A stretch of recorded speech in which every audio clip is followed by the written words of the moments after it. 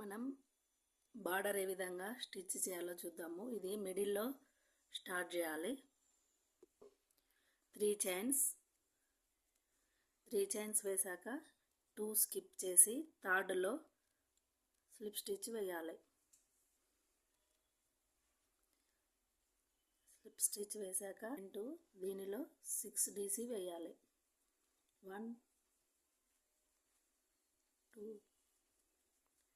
3 4 5 6 DC వేసాక మళ్ళీ 2 skip చేసి థర్డ్లో స్లిప్ నాట్ వేయాలి. మళ్ళీ 3 చైన్స్ బ్యాక్ సైడ్ మళ్ళీ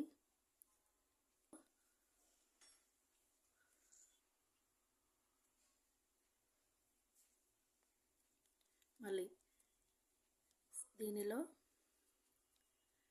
మళ్ళీ ఇదే గ్యాప్లో మళ్ళీ 6 DC వేయాలి.